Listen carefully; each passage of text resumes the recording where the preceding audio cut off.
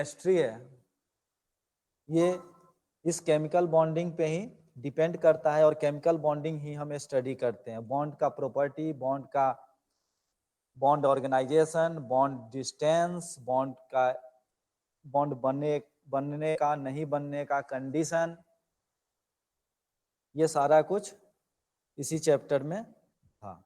दूसरा चीज, on the basis of their strength, basis of their length, the property of different type of solid, liquid and gases, which were found in liquid state, which were found in gaseous state।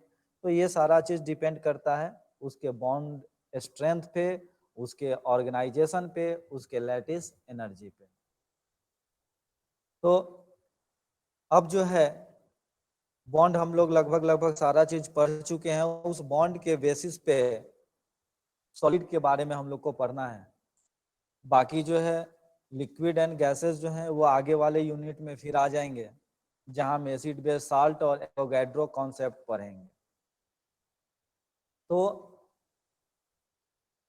जो classification of solid है वो अलग अलग criteria हो सकता है classification करने का। कभी मान लीजिए हम उसके मॉलिक्यूलर अरेंजमेंट को लें या एटॉमिक अरेंजमेंट को लें, जिस बेसिस पे वो क्या हुआ अपने लैटिस में अरेंज होकर सॉलिड के फॉर्म में बना है। दूसरा कि हम उसके कंडक्टिविटी को लें, जो कंडक्ट करता है इलेक्ट्रिसिटी, जो कंडक्ट नहीं करता है और जो पार्शियली कंडक्ट करता है। तीसरा चीज हो सकता है कि जो हमारा सॉलिड है उसके प्रॉपर्टी के हिसाब से, कि जैसे कि मेटल है, नॉन मेटल है या मेटलॉइड है, वो किस फॉर्म में सॉलिड में है, सॉलिड स्टेट में ही उसका किस तरह का बॉन्ड बनाता है, जैसे कि बॉन्ड बनाता है या फिर मेटेलिक बॉन्ड बनाता है या फिर वीक वैंडरवाल फोर्स ऑफ अट्रैक्शन से मिलकर सॉलिड बना हुआ है। तो इन सब बेसिस पे अलग अलग क्राइटेरिया पे हम उसको डिवाइड कर सकते हैं। लेकिन सबसे पहले जो जो दो डिवीजन होता है, एक एमॉर्फस और एक क्रिस्टलाइन, यानी केमिस्ट्री में हम क्या होता है उसके मॉलिक्यूलर या एटॉमिक अरेंजमेंट को ज्यादा कंसीडर करते हैं और उस मॉलिक्यूलर और एक जो एटॉमिक अरेंजमेंट के बेसिस पे उसके प्रॉपर्टी को स्टडी करते हैं। इसलिए यहाँ पे हम अपने जो क्लासिफिकेशन को यही मॉलिक्यूलर और एटॉमिक अरेंजमेंट और उसके कुछ प्रॉपर्टी रिलेटेड पे ही कॉन्स्टेंट रखेंगे, यानी फिक्स रखेंगे। चलिए तो हम लोग अपने टॉपिक पे ही आते हैं कि सॉलिड को सब डिवाइड कैसे किया गया, कैसे उसको डिफरेंट पार्ट्स में बांटा गया है। तो सॉलिड एक्चुअली होता क्या है? सॉलिड कहने का मतलब है कि जिसका रिजिड हो, सेफ हो, अपना शेप एंड वॉल्यूम हो, उसका एक फिक्स डेंसिटी हो और उसको कंप्रेस करने की कैपेबिलिटी जो हो बहुत कम हो, यानी लो कंप्रेसिबिलिटी हो, यानी उसको हम कंप्रेस नहीं कर पाए एक तरह से कहें तो।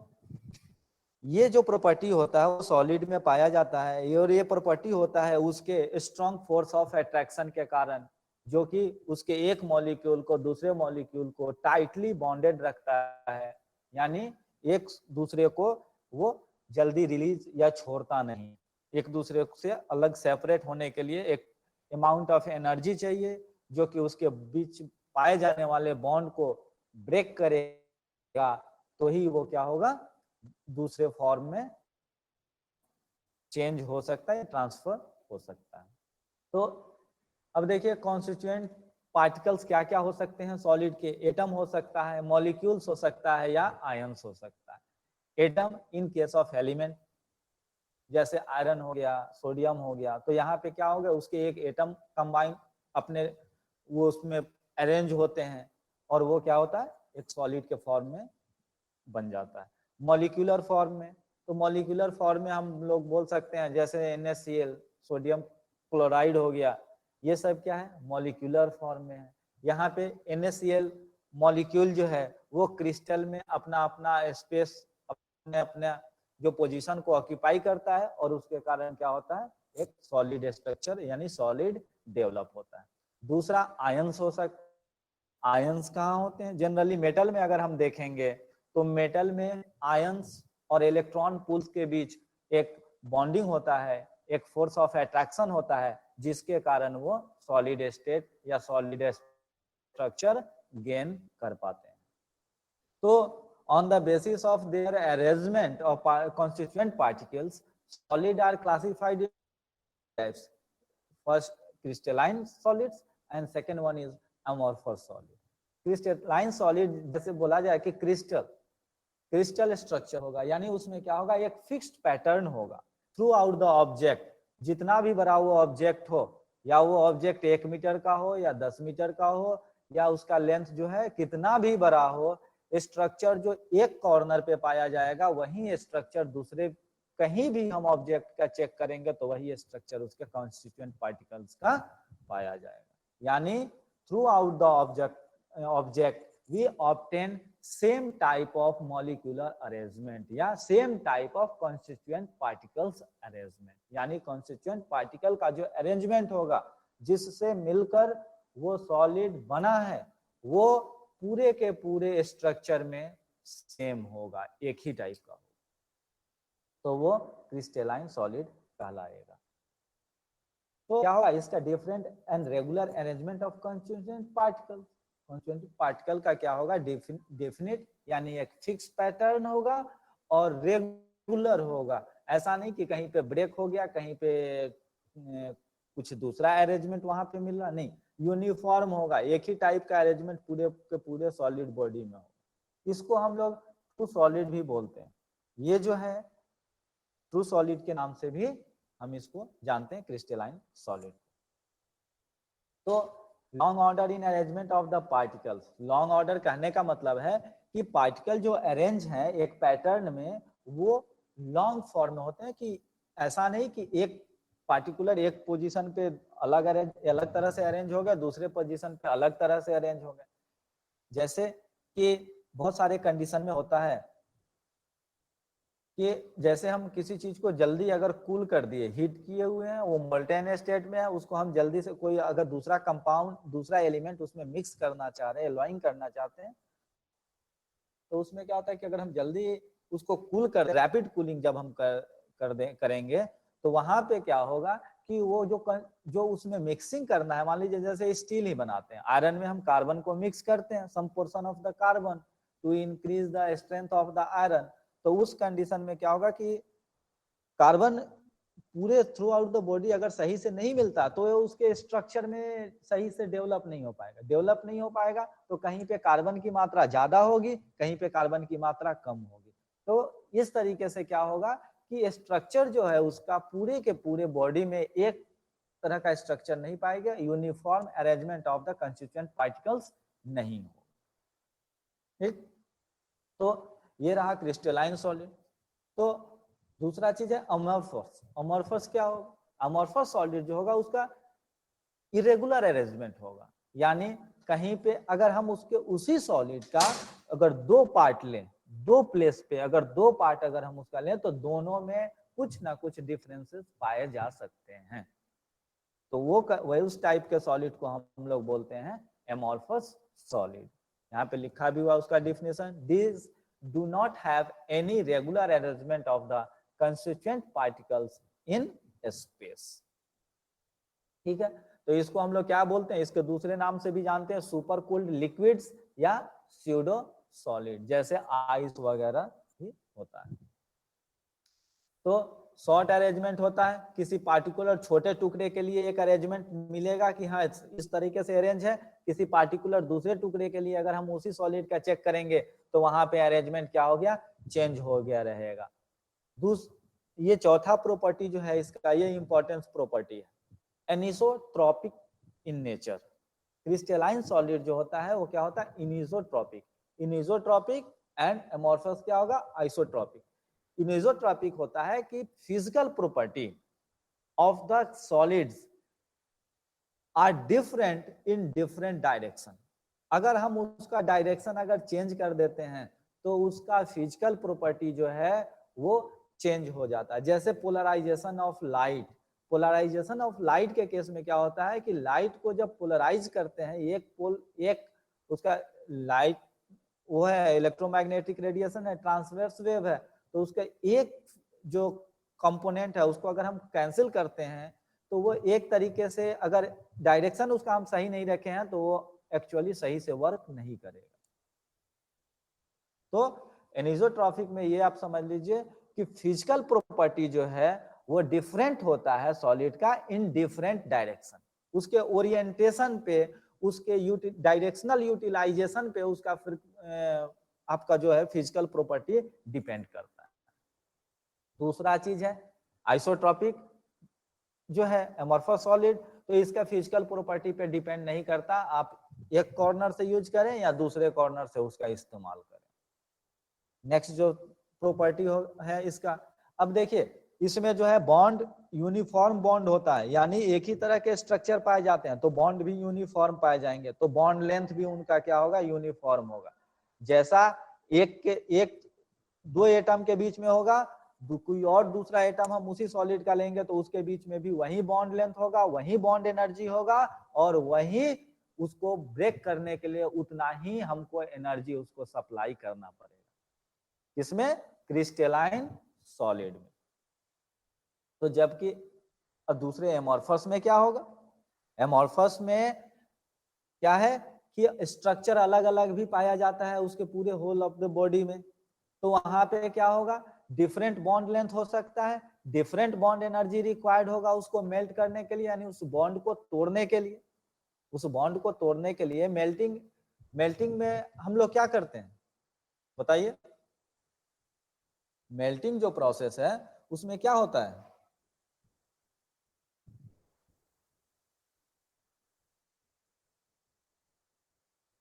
बोलिए। मेल्टिंग जो है हमारे बॉन्ड स्ट्रेंथ से और कैसे डिपेंड करता है, बोलिए। जब हम टेम्परेचर या एनर्जी देते हैं सर, तो उसका जो मॉलिक्यूल्स है या इलेक्ट्रॉन जो डिस्टेंस में बढ़ जाता है, वो अपना जगह जो है छोड़ देता है, धीरे धीरे दूर होते जाता है, जिसके कारण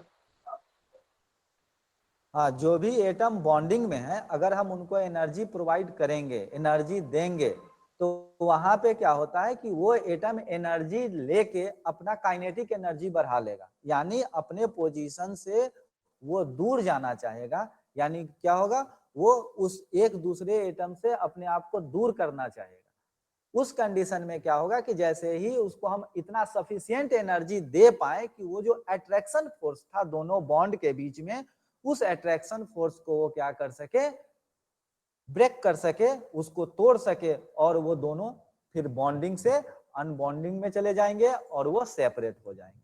तो वहां पे जब उनके बीच का डिस्टेंस बढ़ जाएगा, यानी डिस्टेंस कितना बढ़ना चाहिए कि वो लिक्विड स्टेट में कन्वर्ट हो जाए, यानी उसका शेप चेंज हो जाए और वो, लेकिन वॉल्यूम उसका जो है कांस्टेंट रहे। अब हो गया कि उसको और हम एनर्जी अगर देते हैं, और एनर्जी देते हैं, इतना एनर्जी उसको प्रोवाइड कर दिया कि वो एक दूसरे एटम के प्रभाव से, एक दूसरे एटम के इफेक्ट से क्या हो गए, फ्री हो गए, इंडिपेंडेंट हो गए, तो वो क्या चले जाएंगे, गैसियस स्टेट में चले जाएंगे, यानी वहां पे गैसियस मॉलिक्यूल या जो एटम है वो फ्रीली मूव करता है, उसका ना तो कोई शेप होता है और ना ही कोई फिक्स्ड साइज होता है या वॉल्यूम होता है। तो बॉन्ड लेंथ, बॉन्ड स्ट्रेंथ और उनके बीच में पाए जाने वाला एनर्जी और उनका कंपोजिशन, ये सारा एक दूसरे से इंटरलिंक्ड है। जितना ज्यादा बॉन्ड एनर्जी होगा उतना ही कम बॉन्ड लेंथ होगा, ठीक है। बॉन्ड एनर्जी अगर ज्यादा होगा यानी उनके बीच में अट्रैक्शन फोर्स ज्यादा होगा, तो वे एक दूसरे को अपनी ओर अट्रैक्ट खींच कर ज्यादा रखेंगे, जिसके कारण बॉन्ड लेंथ उनका कम होगा। बॉन्ड लेंथ जब कम होगा तो वो क्या होगा, एक दूसरे से क्लोजली पैक होंगे, एक दूसरे से नजदीक में पैक होंगे, तो एक दूसरे से नजदीक में पैक होंगे तो वो क्या होगा, सॉलिड स्ट्रक्चर फॉर्म करेंगे। वो एक दूसरे से तो उनको अगर सॉलिड से हमको दूसरे स्टेट में या उनको मेल्टिंग कराना है तो क्या वहां पे अगर हम उसको हीट सप्लाई करते हैं कि उस बॉन्ड लेंथ को तोड़ दे, तो वो क्या होगा, बॉन्ड स्ट्रेंथ को, बॉन्ड को अगर वो इतना बॉन्ड लेंथ उसका हो जाए, इतना उनके बीच में डिस्टेंस हो जाए न्यूक्लियस के बीच में कि वो सॉलिड स्टेट से लिक्विड स्टेट में कन्वर्ट हो जाए, तो वो उनका मेल्टिंग कहलाता है। अगर सबका बॉन्ड लेंथ समान है, इक्वल है, तो वहां पे हमको इक्वल अमाउंट ऑफ एनर्जी देना पड़ेगा सभी को।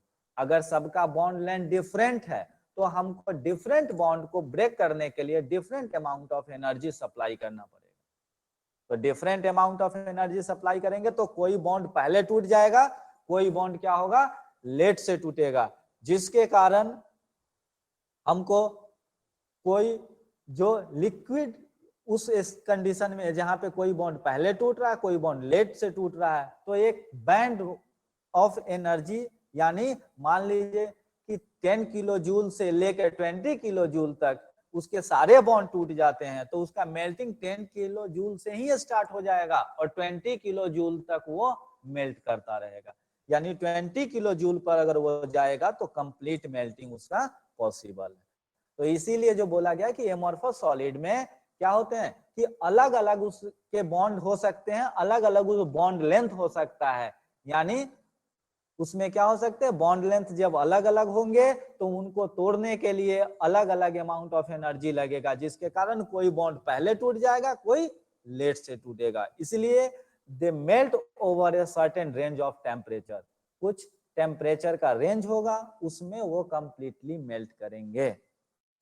ठीक है, यानी वीकर बॉन्ड कम एनर्जी में ही टूट जाएगा, जो स्ट्रॉन्गर बॉन्ड है उसमें उसको ज्यादा एनर्जी देना पड़ेगा, तब वो कंप्लीटली मेल्टिंग में जाएगा। जबकि क्रिस्टलाइन सॉलिड में सारा का सारा बॉन्ड, सब का सब बॉन्ड एक ही एनर्जी लेवल का है, एक ही टाइप का है, जिसके कारण एक फिक्स्ड अमाउंट ऑफ एनर्जी और टेम्परेचर देंगे, वो सॉलिड बिल्कुल लिक्विड में कन्वर्ट हो जाएगा, यानी मेल्ट हो जाएगा। नेक्स्ट पॉइंट है 6th point, they undergoes a clean cleavage when cut, यानी उसको जब हम कट करेंगे, यानी उसको बीच से उस सॉलिड को अगर कट करते हैं हम उसको, उसके पोर्शन को, तो वो जो होगा बिल्कुल, जो सरफेस होगा, जो कट किया हुआ सरफेस बिल्कुल स्मूथ होगा, बिल्कुल क्लीन क्लीवेज होगा, यानी उसमें डॉटेड या पोर या होल्स नहीं होंगे। जबकि एमॉर्फस सॉलिड को जब हम अगर कट करेंगे तो वो इरेगुलर शेप में होगा। जैसे आपने देखा होगा कि किसी लकड़ी वगैरह के टुकड़े को जब हम कट करते हैं तो वो क्या होता है, उसमें छोटे छोटे छोटे छोटे पोर्स टाइप के होते हैं, उसके रेसे जो होते हैं वो बाहर की तरफ हल्का हल्का निकला होता है, तो उसको हम लोग पॉलिश या पेंट करते हैं फिर उसको पूरी तरीके से क्लीन करने के लिए। तो नेक्स्ट जो है, they have definite and characteristic heat of fusion and they do not have the definite heat of fusion, यानी जो एक फिक्स्ड अमाउंट होता है जिसके कारण वो क्या होता है, फ्यूजन हो जाएगा, यानी सॉलिड से लिक्विड में बदल जाएगा, गैस। तो जो चेंज ऑफ स्टेट होता है किसका, क्रिस्टलाइन सॉलिड का, सॉलिड से लिक्विड, लिक्विड से गैस, या सॉलिड से गैस या गैस से लिक्विड कंडीशन में स्टेट में बदलने का, वो फिक्स होता है, वो डेफिनिट एंड कैरेक्टरिस्टिक्स वैल्यू होता है। जैसे हम लोग बोलते हैं कि 100 डिग्री पे क्या होता है, वाटर जो है बॉयल कर जाता है, तो 100 डिग्री पे वाटर अगर बॉयल कर रहा है तो वो क्या होगा, वो उस वहां पे उसमें क्रिस्टलाइन स्ट्रक्चर अगर वाटर का पाया जाएगा तभी वो 100 डिग्री पे बॉयल होगा। सारे बॉन्ड उसके अगर जो ये वाटर मॉलिक्यूल के बॉन्ड है H2O और H2O दूसरे से जो मिला हुआ है, वो बॉन्ड तभी टूटेगा जब हम उसको 100 डिग्री टेम्परेचर प्रोवाइड कराएंगे, और 100 डिग्री टेम्परेचर प्रोवाइड कराएंगे तो वहां पे गैसियस स्टेट में कन्वर्ट होने लगेगा। वही चीज दूसरे कंडीशन में ये चीज फिक्स्ड पॉइंट नहीं होता उनका किसी भी कन्वर्जन स्टेट का, वो एक रेंज लेके चलते हैं, इतने से इतने के बीच में कुछ हो जाएंगे और कुछ और टेम्परेचर उनको देना पड़ेगा या टेम्परेचर वहां से बिलो डाउन करना पड़ेगा, तभी वहां पे चेंज ऑफ स्टेट होगा। तो ये आपका डिफरेंसेस थे crystalline solids and amorphous solid. Crystalline solids definite and irregular arrangement of the constituent particle, amorphous irregular या they do not have any regular arrangement of the constituent particles। अब देखिए type of crystalline solid, crystalline solids का division, कैसे उनको बांटा गया है। अब यहाँ पे देखिए ionic solid, covalent network solids, या मॉलिक्यूलर सॉलिड या मेटालिक सॉलिड। कोवेलेंट सॉलिड या नेटवर्क सॉलिड इसको क्यों बोलते हैं, यहाँ पे शेयरिंग ऑफ क्या होता है, इलेक्ट्रॉन, इलेक्ट्रॉन क्लाउड होता है दोनों एटम के लिए, इसलिए वो एक नेटवर्क की तरह एक दूसरे से कनेक्ट हो जाते हैं। जबकि आयोनिक सॉलिड जो है, आयोनिक जो कॉन्स्टिट्यूएंट पार्टिकल है, वहां पे एक आयन दूसरे आयन को अपनी तरफ अट्रैक्ट करके रखते हैं इलेक्ट्रोस्टैटिक फोर्स ऑफ अट्रैक्शन के कारण। उनके बीच में कोई इलेक्ट्रॉन क्लाउड नहीं होता है, कोई चीज शेयर नहीं होता है, कोई एक लिंक नहीं होता है उनके बीच में। उनके बीच बस केवल फोर्स ऑफ अट्रैक्शन है, वो इलेक्ट्रोस्टैटिक फोर्स ऑफ अट्रैक्शन या कूलम्बिक अट्रैक्शन भी जिसको हम लोग बोलते हैं। अब देखिए यहाँ पे जो है ionic solid, positive constituent particle इसके क्या होते हैं बताइए, हम लोग पढ़े भी हैं। आयोनिक सॉलिड में कॉन्स्टिट्यूएंट पार्टिकल क्या होंगे, जैसे मान लेते हैं, हम एग्जांपल लेते हैं सोडियम क्लोराइड NaCl, तो क्या होंगे इसके कॉन्स्टिट्यूएंट पार्टिकल, पॉजिटिव। पॉजिटिव और निगेटिव आयन तो होंगे, लेकिन कौन सा पॉजिटिव और कौन सा निगेटिव आयन होगा, Na+Cl-, हाँ Na+ और Cl- माइनस। यही ना बना था यस सर। जब हम लोग आयोनिक कंपाउंड पढ़ रहे थे, तो वहां ये या नहीं कि Na और Cl कंपाउंड कंबाइन हो, Na और Cl जो है एक इलेक्ट्रॉन डोनेट करता है, एक इलेक्ट्रॉन एक्सेप्ट करता है, और इस तरीके से क्या बनता है वहां पे NaCl बनता है।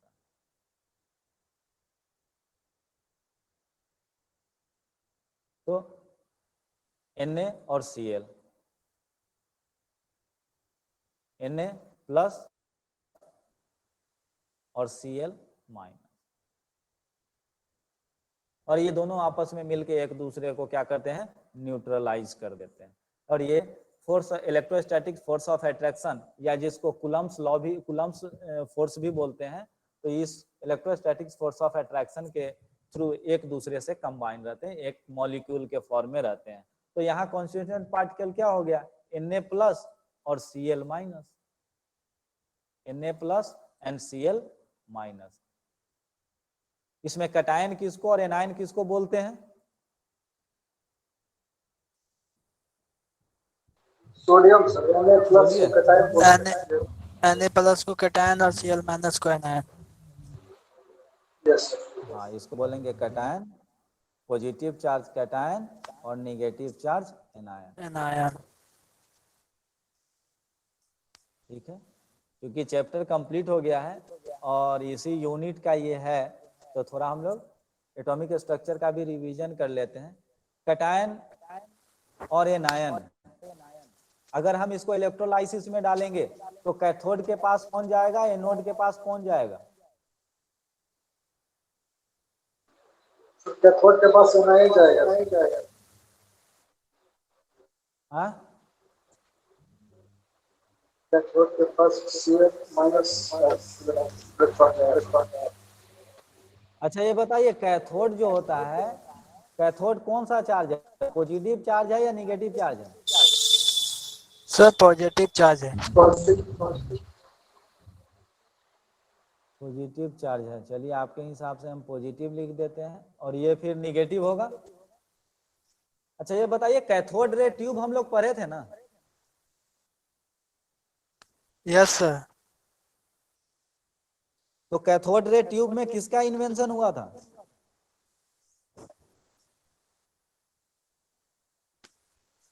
इलेक्ट्रॉन का ना।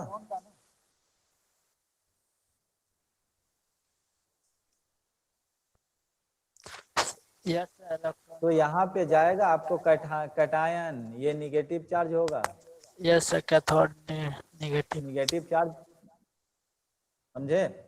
सी और सी याद रखने का, कैटायन कैथोड के पास जाएगा, एनायन जाएगा किसके पास, एनोड के पास। हाँ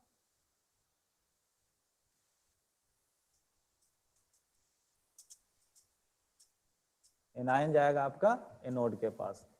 तो एक्चुअली पॉजिटिव आयन जो होता है उसको हम लोग बोलते हैं कैटायन, निगेटिव आयन को एनायन। लेकिन पॉजिटिव प्लेट जो होता है वो होता है एनोड और निगेटिव प्लेट होता है आपका कैथोड। समझे? तो कैटायन और एनायन, सी फॉर कैटायन, लेकिन सी फॉर कैथोड जो होता है वो उल्टा होता है। क्यों? जहां पे कैटायन अटैच होगा उसको बोलते हैं कैथोड, जहां पे एनायन अटैच होगा वहां पे बोलते हैं एनोड। तो चूंकि ये जो है कैटायन जो है आपका पॉजिटिव चार्ज आयन होता है तो वो निगेटिव प्लेट की ओर जाएगा, और एनायन जो होता है वो पॉजिटिव, वो निगेटिव आयन होता है तो पॉजिटिव प्लेट की ओर आपको ट्रेवल करेगा, जाएगा। इसीलिए इनका इस तरह से कॉम्बिनेशन में नाम है। चलिए इसको याद रखिएगा, ये चीज आपको इलेक्ट्रोलाइसिस में आएगा, इलेक्ट्रोलाइसिस ऑफ NaCl, ये 10th में पढ़े भी होंगे। ये लोग अभी इस सर बार आपका आवाज डबल डबल आ रहा है। क्या चीज को हो रहा है? हाँ सर। ये माइक बंद करो धनिया,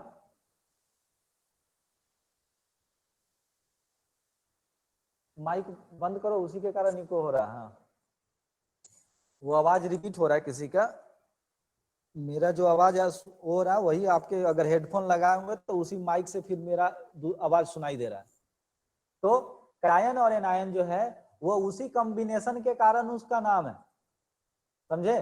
कैटायन कहाँ जाएगा? कैथोड के पास, क्योंकि कैटायन पॉजिटिव चार्ज होगा। अगर कैथोड के पास जाएगा तो कैथोड पॉजिटिव चार्ज नहीं होगा, कैथोड निगेटिव चार्ज होगा, इसलिए इसका नाम है कैटायन। सी सी कॉम्बिनेशन वही है, कैटायन कैथोड के पास जाएगा, एनायन एनोड के पास जाएगा। तो ये एनायन क्योंकि निगेटिव चार्ज तो anode positive charge, cation positive charge, cathode negative charge. इस तरीके से याद रखिएगा, कभी नहीं भूलिएगा। दूसरा याद रखने का तरीका है, देखिए ए एनोड और कैथोड के ए सी और फिर N P, cation negative charge, anion नहीं कैटायन, ये कैथोड निगेटिव चार्ज और एनोड पॉजिटिव चार्ज। और आयंस के कंडीशन में ये चेंज हो जाता है, ACNP जो होता है वो चेंज हो जाता है आयन के कंडीशन में, इस तरीके से। एनायन आपका हो गया निगेटिव और कैटायन हो गया पॉजिटिव, और ये दोनों को जब आप कंबाइन कर दीजिएगा तो ये एक तरह से न्यूट्रल हो गया। ठीक है? तो एक सर्कल बन जाता है, यहां से N पे गया, N से आपको फिर यहां से ये P से ऐसे चला गया। तो ये याद करने का वो देखिए, C for cation, C for cathode, यानी कैटायन कहाँ जाएगा? कैथोड के पास। आप एक याद रखिए, दूसरा अपने आप हो जाएगा। कैटायन पॉजिटिव चार्ज तो कैथोड क्या होगा? पॉजिटिव चार्ज किसके पास जाएगा? निगेटिव चार्ज के पास। एनायन निगेटिव चार्ज तो निगेटिव चार्ज किसके जाएगा? पॉजिटिव चार्ज के पास। तो ये कहाँ जाएगा? एनोड के पास, ए तो ये चला जाएगा आपका एनोड के पास। यही चीज हमको आगे फिर अभी बहुत सारा याद करना पड़ेगा एसिड बेस और साल्ट में, जो हम लोग टेस्ट वगैरह करते हैं वहां पे उस चीज को लेके। तो ये कैटायन और एनायन को थोड़ा वो कर लीजिएगा, जो बताए हैं उस तरीके से याद कर लीजिएगा। सी फॉर कैटायन, कैटायन कहाँ जाता है? कैथोड के पास। ए फॉर एनायन, और एनायन कहाँ जाएगा? एनोड के पास। ए वाला ए के पास जाएगा, सी वाला सी के पास जाएगा। तो कैटायन पॉजिटिव चार्ज तो जाएगा किसके पास? निगेटिव चार्ज के पास, इसलिए cathode negative charge. Anion negative charge जाएगा किसके पास? ए वाले के पास ही जाएगा। तो ये ए के जाएगा तो ये निगेटिव चार्ज होता है तो पॉजिटिव के पास जाएगा। अगर सेम चार्ज के पास क्या होता है? सेम चार्ज अगर होगा तो सेम चार्ज रिपेल करेगा, तो सेम चार्ज के पास जाएगा ही नहीं, लेकिन अपना नाम इसका नाम के पास ही जाएगा। कैटायन कैटायन कैटायन कैथोड के पास, एनायन एनोड के पास। यानी हाँ, सी वाले के पास जाएगा, ए वाले के पास जाएगा। बस इतना ध्यान रखिएगा, 2-3 बार प्रैक्टिस करना पड़ेगा। ऐसा नहीं कि ट्रिक ही सारा काम, ट्रिक बिना प्रैक्टिस का काम नहीं आता है। ट्रिक बस समझने के लिए होता है, उसका इस्तेमाल करके ही हम उसको याद कर सकते हैं या उसको अपने पास रख सकते हैं। चलिए अब नेक्स्ट ही चलते हैं। यहाँ पे नेक्स्ट है हमारा जो टाइप ऑफ सॉलिड्स पे हम लोग चल रहे थे, तो टाइप ऑफ क्रिस्टलाइन सॉलिड्स। तो क्रिस्टलाइन सॉलिड्स को उनके बॉन्ड के आधार पे, जिस बॉन्ड पे उनको एक दूसरे को अरेंज करने के लिए, एक दूसरे को एक मॉलिक्यूल्स या कॉन्स्टिट्यूएंट पार्टिकल्स को आपस में जोड़ के रखने के लिए जिस तरह के बॉन्डिंग उसमें होते हैं, उस बेसिस पे इनको डिवाइड किया गया है। तो कौन कौन से? आयोनिक सॉलिड, कोवेलेंट या नेटवर्क सॉलिड, मॉलिक्यूलर सॉलिड या मेटालिक सॉलिड। मेटालिक सॉलिड हम लोग मेटालिक बॉन्ड में अभी थोड़ा पढ़े थे कल ही, ठीक है। आयोनिक सॉलिड, आयोनिक सॉलिड में क्या होता है? जब दो डिफरेंट आयन होते हैं, पॉजिटिव और निगेटिव आयन, वो आपस में एक दूसरे को अट्रैक्ट करते हैं। तो जब एक दूसरे को अट्रैक्ट करते हैं और वो एक दूसरे के अट्रैक्शन से वो क्या करते हैं, एक strong force of electrostatic force of attraction उनके बीच में डेवलप हो जाता है, और जिसके कारण वो एक सॉलिड रूप धीरे वो कंबाइन होके ले लेते हैं।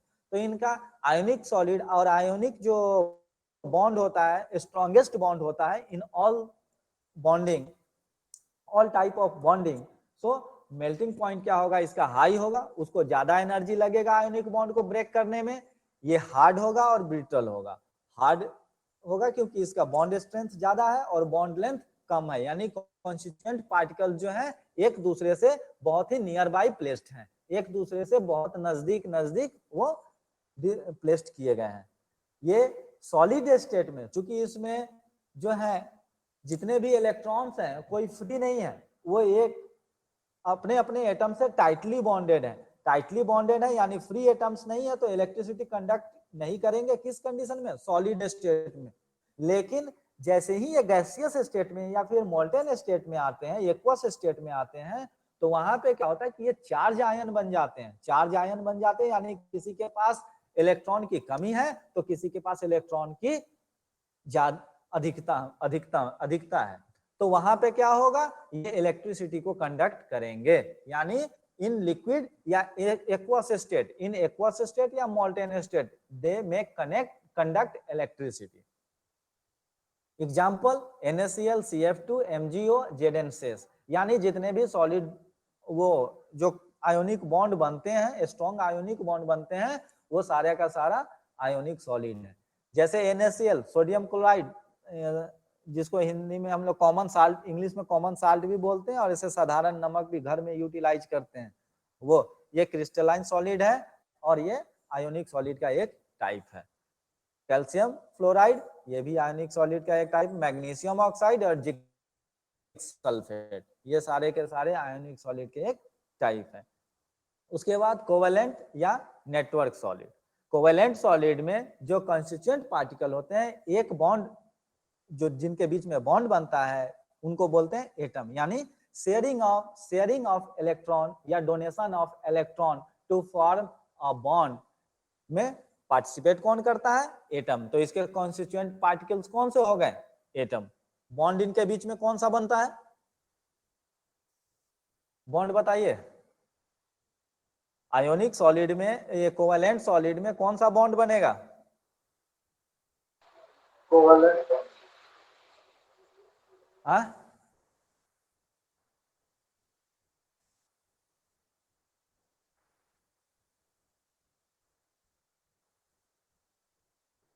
कोवेलेंट सॉलिड में बॉन्ड कौन सा बनेगा? पता नहीं है? Covalent bond sir. Covalent bond कौन कौन से होते हैं? एक दो टाइप बताइए। Single bond, double bond, triple bond, sigma single pi bond. Bond, double bond, ठीक है, sigma pi bond, coordinate bond भी तो पढ़े हैं। Yes sir. हाँ, तो इसमें क्या क्या हो सकता है? सिग्मा पाई दोनों आ जाता है। ये ओवरलैपिंग के हिसाब से हमने इसको डिस्ट्रीब्यूट मतलब बांटा है कि जब face to face head on overlapping होगा, एक्सियल ओवरलैपिंग होगा तो सिग्मा, और साइड बाय साइड ओवरलैपिंग होगा तो पाई। ये चीज जो बॉन्डिंग है, ये आपको पूरे फिजिक्स में, पूरे बोले केमिस्ट्री में आपको आते रहेगा, ये जान लीजिए। या खासकर जब हम ऑर्गेनिक केमिस्ट्री पढ़ेंगे, कार्बन कंपाउंड पढ़ेंगे, ये सारा का सारा कोवेलेंट बॉन्ड फिर से वहां रिपीट होगा। ओवरलैपिंग, हाइब्रिडाइजेशन, ये जितने भी स्ट्रक्चरल वो चीज है वो सारा का सारा वहां पे रिपीट होगा फिर से। वो अपना हम लोग के उसमें सिलेबस का लास्ट यूनिट है।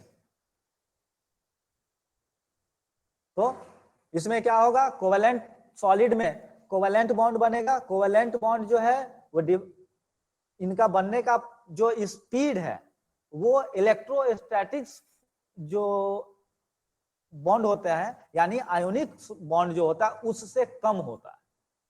ठीक है, यानी इसीलिए इस पे स्टडी भी ज्यादा होता है। जो मॉडरेट स्पीड का बॉन्ड है उसको हम स्टडी कर सकते हैं, उसके डिफरेंट जो कैरेक्टरिस्टिक है उस कैरेक्टरिस्टिक को क्या कर सकते हैं, उस कैरेक्टरिस्टिक को ऑब्जर्व कर सकते हैं, उस पर रिसर्च कर सकते हैं। लेकिन जो रैपिड चेंज होता है या जिसको चेंज होने में बहुत लंबा टाइम लगता है, सालों साल जिसको टाइम लगता है, उस चीज को स्टडी करना थोड़ा मुश्किल होता है। इसलिए आयोनिक सॉलिड जो आयोनिक बॉन्ड और बाकी जो बॉन्ड है उसका स्टडी कम होता है, उसको लोग कम पढ़ते हैं। लेकिन कोवेलेंट बॉन्ड जो है ये मॉडरेट स्पीड पे चलता है, इसके स्पीड को कैटलिस्ट वगैरह यूटिलाइज करके बढ़ाया भी जा सकता है और कम भी किया जा सकता है। ठीक है, तो इसमें है हाई मेल्टिंग एंड जो मेल्टिंग एंड बॉइलिंग पॉइंट क्या था इसका, आयोनिक सॉलिड का हाई, इसका very high melting and boiling point होता है। क्यों, कोई बता सकते हैं?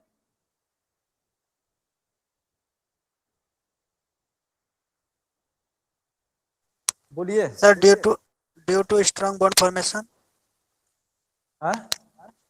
बॉन्ड बहुत स्ट्रॉन्ग होता है इसमें सर। आयनिक इसका bond covalent bond ionic bond से कमजोर होता है। कोवेलेंट बॉन्ड जो है आयोनिक बॉन्ड से कमजोर होता है, ये जान लीजिए। तब ऐसा क्यों हो सकता, तब तो इसका आयोनिक बॉन्ड से मेल्टिंग पॉइंट कम होना चाहिए, लेकिन वेरी हाई मेल्टिंग पॉइंट क्यों हो गया?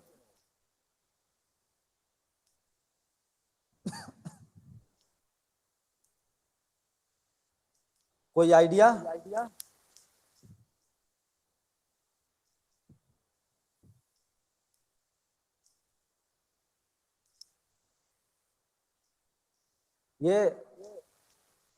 ये धनीराम माइक ऑफ करो, इको हो रहा है।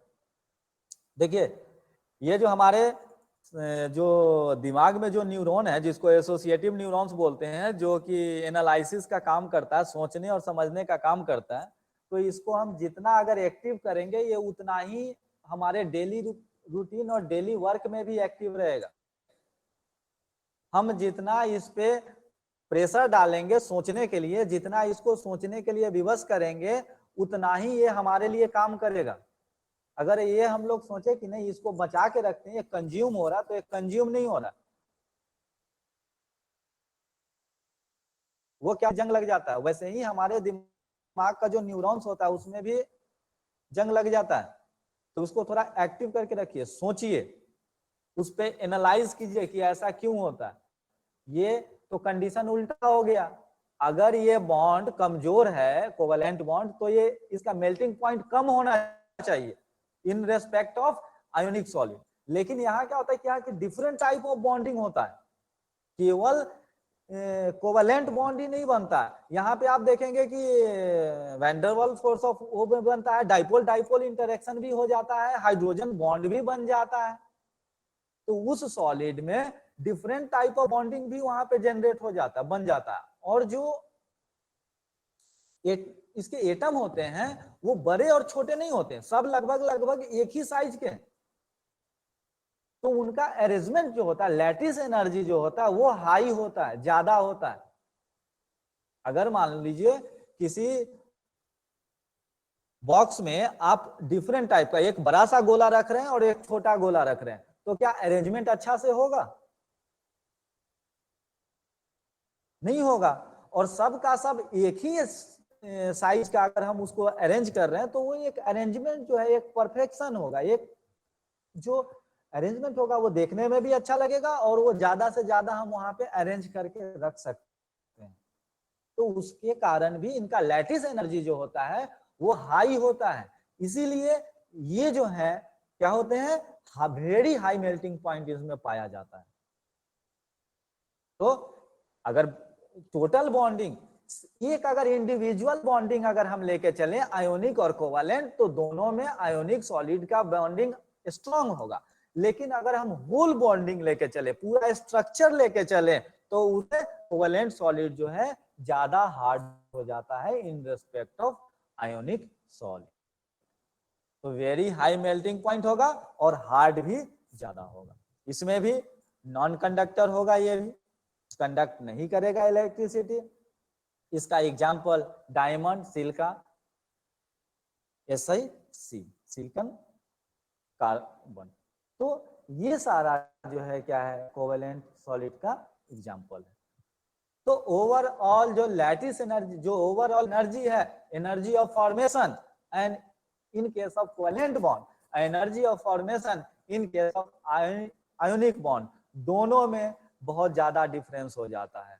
जबकि बॉन्ड एनर्जी अगर हम दोनों का चेक करेंगे तो आयोनिक सॉलिड का जो बॉन्ड एनर्जी है वो कोवेलेंट सॉलिड से ज्यादा होता है। लेकिन ओवरऑल एनर्जी अगर हम चेक करेंगे तो कोवेलेंट सॉलिड का एनर्जी ज्यादा है आयोनिक सॉलिड की एनर्जी से, इसलिए इसका हाई मेल्टिंग पॉइंट होता है और हार्ड सब्सटेंस होता है। अब चलते हैं मॉलिक्यूलर सॉलिड। मॉलिक्यूलर सॉलिड पे जो है जैसे H2O, CO2, HCl, जो ज्यादातर क्या होता है कि लिक्विड स्टेट में पाए जाते हैं, इनको हम कूल करेंगे, ठंडा करेंगे, तो ही ये सॉलिड स्टेट में बदलेंगे। तो एट रूम टेम्परेचर ये क्या होगा, आपको लिक्विड स्टेट में ही ज्यादातर पाए जाते हैं।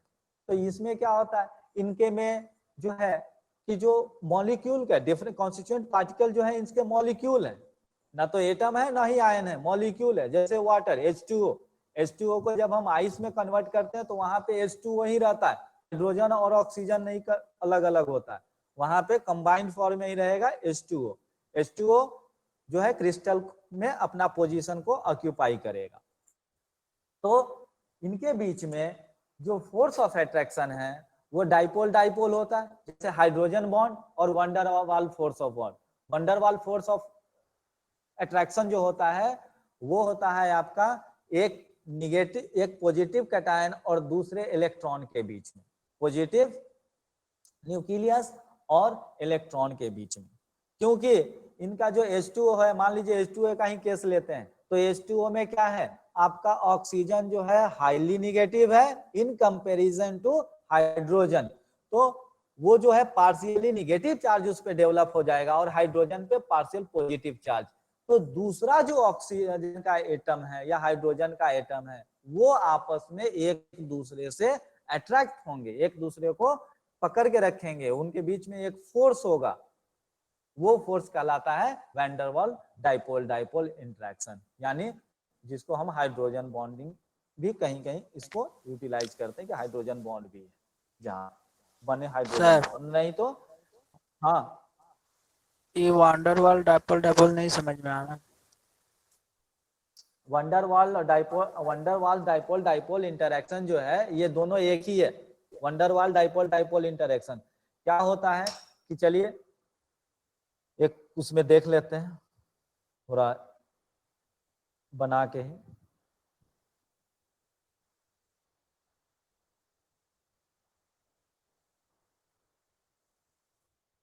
चलिए CO2 का ही लेते हैं, CO2। तो यहाँ C के साथ 2 ऑक्सीजन जुड़े हुए हैं, तो 2 इसके साथ डबल बॉन्ड बनाएंगे, एक O और एक इधर O। ठीक है, अब देखिए, अब चूंकि ये ऑक्सीजन जो है ये क्या है, इस कार्बन से ज्यादा इलेक्ट्रोनिगेटिव है।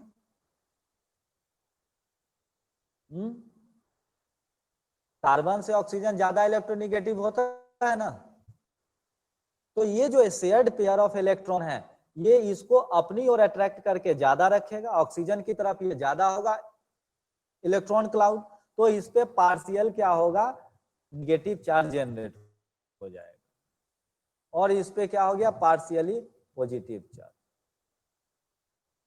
अब दूसरा जो यही एलिमेंट है, दूसरा जो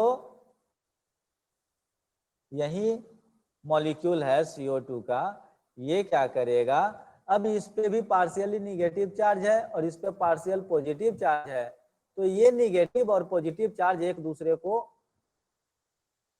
पे एक फोर्स लगाएंगे, इसी फोर्स को हम लोग बोलते हैं डाइपोल डाइपोल या वैन डर वाल डाइपोल डाइपोल अट्रैक्शन या वैन डर वाल फोर्स ऑफ अट्रैक्शन। ठीक है, समझे?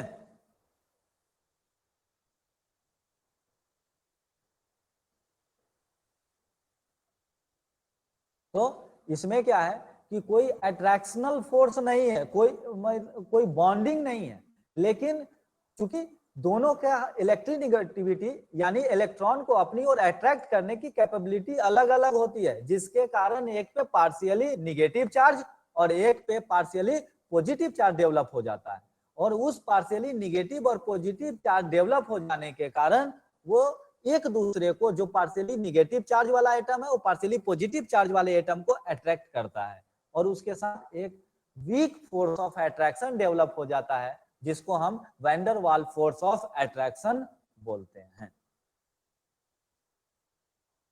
समझ में आया? यस सर, आ रहा था। तो उसी को, तो क्या होता है कि जब डाइपोल डाइपोल बनेगा, यानी दोनों एक जैसे दो टर्मिनल हो गया, एक पॉजिटिव चार्ज हो गया एक निगेटिव चार्ज हो गया, तो इसको बोलते हैं डाइपोल। दोनों एक दूसरे से आके कंबाइन नहीं हो सकता, दोनों दो टर्मिनल ही रहेगा, लेकिन दोनों पे एक पॉजिटिव चार्ज और एक पे निगेटिव चार्ज हल्का हल्का डेवलप हो गया, तो इस चीज को हम लोग बोलते हैं डाइपोल। तो अब क्या होगा, दोनों एक दूसरे के करीब नहीं आ सकता, क्योंकि दोनों के बीच में इलेक्ट्रॉन जैसे करीब आना चाहेगा तो रिपल्सन भी इनके बीच का काम शुरू कर देगा। ये और ये एक दूसरे के अगर करीब आना चाहेंगे तो इनके और इनके न्यूक्लियस के बीच में रिपल्सन भी जनरेट होने लगेगा, उसके कारण ये एक दूसरे को न्यूट्रलाइज नहीं कर पाएंगे।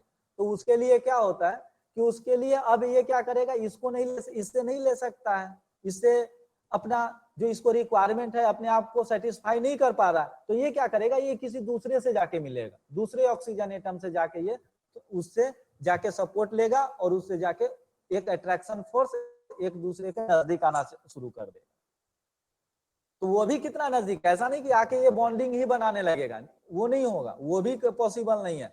बस क्या है कि इसके साइड, इसके पास ऐसा नहीं कि ज्यादा इलेक्ट्रॉन है, इसके साइड इलेक्ट्रॉन क्लाउड थोड़ा ज्यादा शिफ्ट हो गया है, इसलिए इस पे पार्शियली निगेटिव चार्ज आ गया।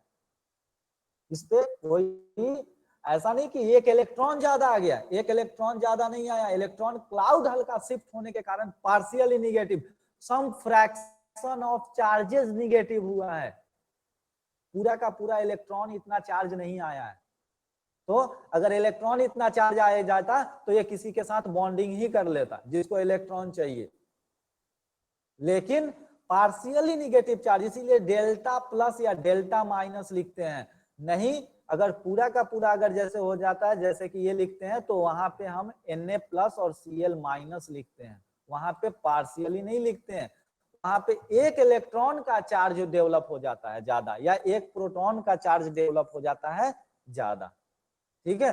लेकिन यहाँ पे क्या है कि थोड़ा amount of charges, little amount of charges, इसलिए पार्शियली पॉजिटिव या पार्शियली निगेटिव हम लोग यहाँ पे डिनोट करते हैं, ठीक। चलिए, तो ये जो डाइपोल बन जाने के कारण ये नजदीक आ नहीं सकता और ये चार्ज इस पे डेवलप हो जाएगा, तो ये क्या करेगा, दूसरे को अपनी तरफ अट्रैक्ट करने लगता है। तो ये डाइपोल डाइपोल इंटरेक्शन जो होता है, इसको हम इस फोर्स को वैन डर वाल फोर्स ऑफ अट्रैक्शन बोलते हैं। नेक्स्ट जो है इसी में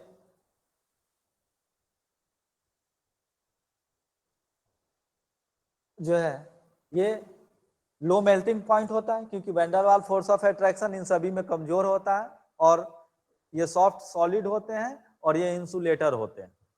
एग्जाम्पल है इसका H2O, CO2, CCl4, HCl वगैरह। ठीक है, नेक्स्ट जो है, जो हम लोग पढ़े भी थे, मेटालिक सॉलिड। मेटालिक सॉलिड में दो चीज होते हैं, आयंस में कन्वर्ट हो जाता है, आयंस और इलेक्ट्रॉन्स।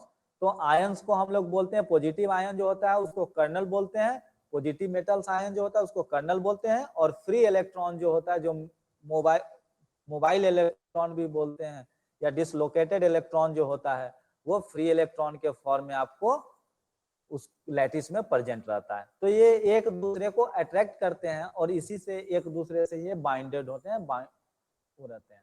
इनका मेल्टिंग पॉइंट मेटालिक बॉन्ड इसमें पाया जाता है, जैसे इसमें इलेक्ट्रोस्टैटिक में इलेक्ट्रोस्टैटिक बॉन्ड, इसमें कोवेलेंट बॉन्ड, इसमें वैंडरवाल डाइपोल डाइपोल होता है, ऐसे ही इसमें मेटालिक बॉन्ड होता है।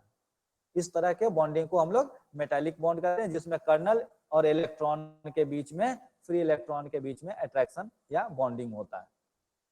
तो यहाँ पे size of the atom matter करता है, जिसका एटम का साइज छोटा होगा वो उस पे हाई मेटालिक बॉन्ड होगा, जिसका एटम का साइज बड़ा होगा उस पे मेटालिक बॉन्ड कमजोर होगा। तो इसीलिए सोडियम जो होता है वो आपको बहुत सॉफ्ट मेटल होता है, और वहीं एल्युमिनियम वगैरह जो है वो थोड़ा उससे हार्ड मेटल होता है। तो यहाँ पे इसका मेल्टिंग पॉइंट मॉडरेट होगा, यानी ये 1000 और 1500 के करीब में मेल्ट हो जाता है। वहीं अगर आप इसका लेते हैं, ये कोवेलेंट सॉलिड वगैरह का लेते हैं, तो ये 2500-3000 के करीब में इसका मेल्टिंग पॉइंट होता है। अब देखिए इसमें जो नेक्स्ट है, ये हार्ड होगा but malleable and ductile. Malleable का मतलब होता है कि जब हम उस पर कोई मैकेनिकल प्रेशर लगाएंगे तो क्या होगा, पतले सीट्स में यानी फैल जाएगा, वो हो जाएगा उसका जो है, जो कभी भी हम उस पर प्रेशर लगाएंगे तो वो प्रेशर वो यूनिफॉर्मली अपने चारों ओर डिस्ट्रीब्यूट कर देगा, और वो डिस्ट्रीब्यूशन के कारण वो क्या होगा, सीट्स में बदल जाता है। डक्टिलिटी का मतलब होता है कि हम उसको जब एक्सियल फोर्स लगाएंगे, उसके दो टर्मिनल को पकड़ के स्ट्रेच करेंगे, खींचेंगे, तो वो पतले तार में बदल जाता है, जिसके कारण हम मेटल वगैरह का चैन वगैरह या फिर उसका जो केबल वगैरह बना पाते हैं, जिससे हम इलेक्ट्रिसिटी भी कंडक्ट करते हैं, या फिर किसी चीज को बांधने वगैरह के लिए, थ्रेडिंग वगैरह के लिए भी इस्तेमाल करते हैं। तो ये क्या होगा, इसमें फ्री इलेक्ट्रॉन होते हैं और चार्ज पार्टिकल होते हैं, जिसके कारण इसमें आसानी से इलेक्ट्रिसिटी कंडक्ट हो सकता है। तो मेटालिक सॉलिड क्या होते हैं, गुड कंडक्टर होते हैं। एग्जाम्पल बहुत सारे हैं, वो आपको पता भी है, Cu, Fe, Ag, Mg, aluminium, copper, ये सारे चीज। मॉलिक्यूलर सॉलिड को आगे भी बहुत भागों में बांटा गया है, जिसमें 3 टाइप आपको हमने यहाँ पे नोट कर दिया, पोलर, नॉन पोलर और हाइड्रोजन बॉन्डेड मॉलिक्यूलर सॉलिड। यानी पोलर नॉन पोलर में आपको सेम टाइप ऑफ, जैसे H2O आ जाएगा। पोलर मॉलिक्यूल्स में यहाँ पे आपको जैसे पोलर मॉलिक्यूल में आपको H2O वगैरह, CO2 वगैरह आ जाएगा, और नॉन पोलर में आपको सेम टाइप ऑफ कंपाउंड आएगा, जैसे O2, H2, इस सब तरह का। और हाइड्रोजन बॉन्डिंग में, जहाँ पे हाइड्रोजन बॉन्डिंग मॉलिक्यूलर स्ट्रक्चर में बनता है, जैसे H2O या फिर बेंजीन वगैरह, बेंजीन अल्कोहल जो होता है उसमें। उसके बाद सॉलिड का classification on the basis of their electrical property. Electrical property के बेसिस पे इनको 3 भागों में बांटा गया, कंडक्टर, इंसुलेटर एंड सेमीकंडक्टर। जिसमें कंडक्टिविटी कितना होगा, 10 to the power 4 to 10 to the power -7 पर ओम पर मीटर। ठीक है, यहाँ पे कंडक्टिविटी इंसुलेटर में बहुत कम हो जाएगा, 10 to the power -20 to 10 to the power -10, और जो सेमीकंडक्टर होगा उसमें मॉडरेट होगा इन दोनों के बीच का। क्या होता है कि सर्टेन कंडीशन में जब कंडक्टिविटी होगा, और कुछ कंडीशन में टेम्परेचर पे इस पे डिपेंड होता है कि टेम्परेचर अगर घटेगा बढ़ेगा तो इसके कंडक्टिविटी पे भी इफेक्ट पड़ता है। तो कंडक्ट कौन करता है, कंडक्टर में इलेक्ट्रॉन कंडक्टिविटी करता है, फ्री इलेक्ट्रॉन होते हैं और चार्ज होते हैं, जिसके कारण जो कंडक्टर ये इलेक्ट्रिसिटी कंडक्ट करता है। इसका एग्जाम्पल मेटल, जितने भी मेटल हैं जो कंडक्टर हैं, अच्छे कंडक्टर हैं, वो सारे वो इसके एग्जाम्पल हो गए, जैसे silver, aluminium, copper etcetera. Insulator में आपको इसमें क्या करते हैं, इलेक्ट्रिसिटी पास नहीं होता है, यह इसके कोई भी इलेक्ट्रॉन फ्री नहीं होते या चार्ज पार्टिकल नहीं होते, जैसे वुड, रबर, बेकेलाइट इत्यादि। जो सेमीकंडक्टर होते हैं उसमें सिलिकॉन, जर्मेनियम और उसके बहुत सारे क्या होते हैं, एलॉय भी बनाए जाते हैं। आजकल भी आपको इलेक्ट्रॉनिक्स के इक्विपमेंट्स बनते हैं, उन सब में सेमीकंडक्टर का ही डिमांड होता है, सेमीकंडक्टर का ही यूटिलाइजेशन होता है। हमारे यहाँ सेमीकंडक्टर नहीं बनता, इसीलिए हम लोग इलेक्ट्रॉनिक्स के उसमें अभी भी बहुत पीछे हैं। अब देखिए सेमीकंडक्टर जो नेक्स्ट है, सेमीकंडक्टर जो है इनका जो कंडक्टिविटी रेंज है वो 10 to the power -4 to 10 to the power -6 per ohm per metre का है। इसके example silicon, germanium, SN, tin, grey colour का CuO2, silicon carbonate, silicon carbon and gallium, ये सारे जो हैं, ये जो एलॉय हैं या जो कंपाउंड है, ये अब डायरेक्ट सिलिकॉन और जर्मेनियम का हम लोग यूज नहीं करते हैं सेमीकंडक्टर बनाने के लिए। अब हम लोग एलॉयड जो है सेमीकंडक्टर का यूज ज्यादातर करते हैं। अब इसमें इनको on the basis of doping, इनको on the basis of impurity, इसको 2 टाइप में डिवाइड किया गया है, intrinsic semiconductor, extrinsic semiconductor. Intrinsic semiconductor में ये प्योर सब्सटेंस होते हैं सेमीकंडक्टर, जैसे सिलिकॉन और जर्मेनियम, ये दोनों एलिमेंट जो होते हैं ये सेमीकंडक्टर का काम करते हैं। इसमें कोई डोपिंग नहीं होता, कोई इम्प्योरिटी नहीं होता, लेकिन इनका जो कंडक्टिविटी है, इनका जो यूटिलाइजेशन है बहुत लिमिटेड है, इसलिए अब इनका direct utilisation intrinsic type of semiconductor का बहुत कम हो गया है, लगभग ना के बराबर। तो क्या होता है, एक्सट्रिंसिक टाइप ऑफ सेमीकंडक्टर का हम लोग यूज करते हैं जहां पे हम इम्प्योरिटी को सिलिकॉन या जर्मेनियम में डोप करेंगे।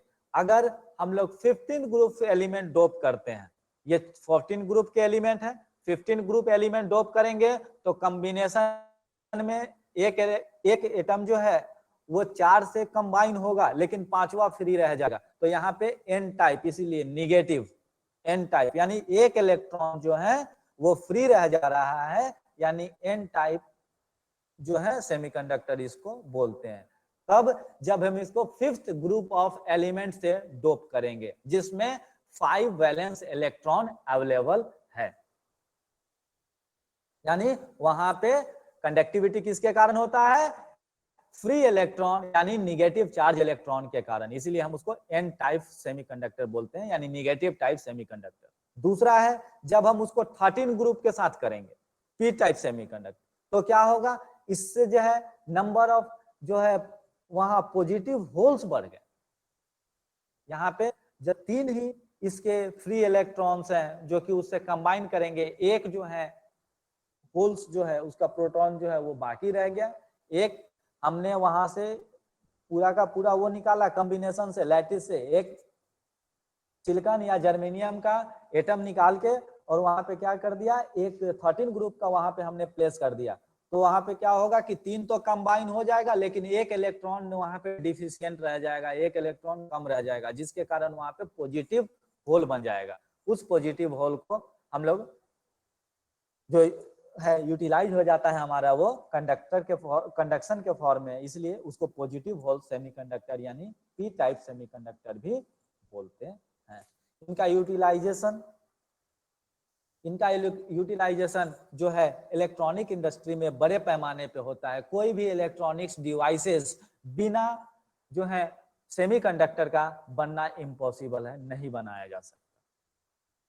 तो क्या होता है, इनके इलेक्ट्रिकल एंड ऑप्टिकल प्रॉपर्टी का यूटिलाइजेशन करके हम बहुत सारा सेमीकंडक्टर डिवाइसेस डेवलप करते हैं, बनाते हैं। जितने मोबाइल वगैरह, जितना सिस्टम कंप्यूटर वगैरह जो भी देख रहे हैं जहाँ पे चिप आ जाता है, वो चिप बिना सेमीकंडक्टर का डेवलप नहीं हो सकता है, नहीं बनाया जा सकता है।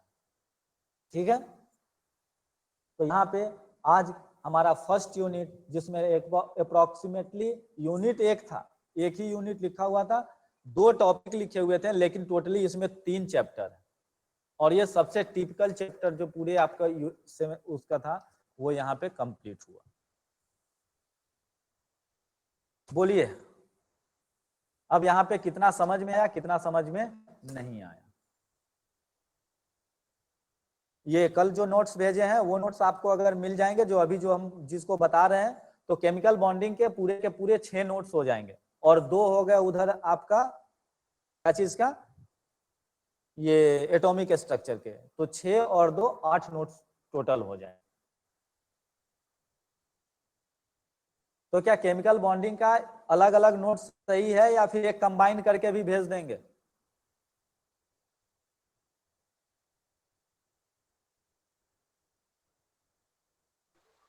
तो कंबाइन करके भेज सकते यस सर, कंबाइन करके पूरा एक।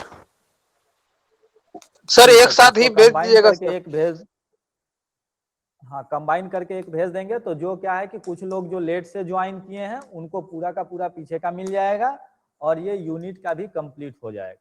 ठीक है, और अगर कोई भी दिक्कत आता है, आप उसको नोट्स को पढ़िए, कोई भी अगर दिक्कत आता है तो आप हमसे कम्युनिकेट कर सकते हैं।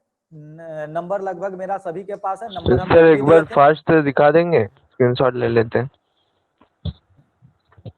क्या चीज? अच्छा, एक बार फास्ट तो दिखा देते, तो स्क्रीनशॉट ले लेते हैं। क्या ये स्लाइड जो था? हाँ हाँ अच्छा दिखा, वो कर दे रहे हैं। ये देखिए, यहाँ से मेटालिक सॉलिड से शुरू हुआ है, मेटालिक बॉन्ड से हो गया ये। सर हो गया। Next, classification of solid.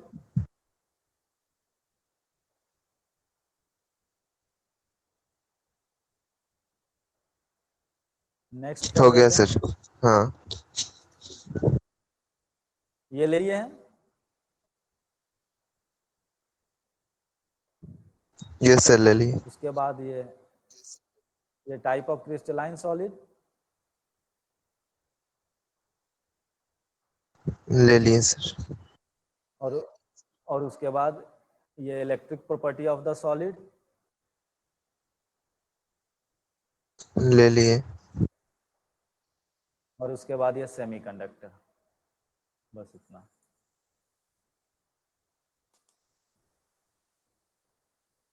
Thank you sir. हाँ, तो Thank ये you, sir. नोट्स हमने कल फॉरवर्ड किया है, तो आपको थोड़ा उसको सही से अरेंज करके आपके पास पहुंच जाएगा। ठीक है, तो पढ़िए। अगर आपको कोई बुक की जरूरत हो, कोई टॉपिक नहीं समझ में आता है, उसके रिलेटेड कोई आपको और एक्सप्लेनेशन चाहिए, तो आप पर्सनली कांटेक्ट भी कर सकते हैं, फोन भी कर सकते हैं, क्लास में भी आप इन्फॉर्म कर सकते हैं कि सर ये टॉपिक बता दीजिए, या फिर आप पर्सनली भी बोल सकते हैं कि सर मैसेज कर सकते हैं कि सर ये वाला टॉपिक एक बार फिर से क्लास में या बता दीजिए, तो उस चीज को हम लोग कंसीडर कर लेंगे। लेकिन अगर आप उस चीज को पढ़ेंगे तभी हम लोग आगे और उसको धीरे धीरे देखेंगे कि जब ये कंप्लीट होगा तो श्योरली देखिएगा कि आपका इंटरेस्ट बढ़ जाएगा केमिस्ट्री में भी पढ़ने का। ठीक है, और ये Thank बहुत you, sir. इंपॉर्टेंट चैप्टर है ओके सर। आपके टेक्निकल को लेके। ठीक है, तो अब हम लोग से 5 मिनट ज्यादा एक्सीड हो गया है, क्लास यहीं पे, आज का क्लास यहीं पे कंप्लीट करते हैं। Okay, thank you for joining. Thank you sir. Thank you sir. Welcome welcome thank you sir. Welcome thank you sir. Welcome.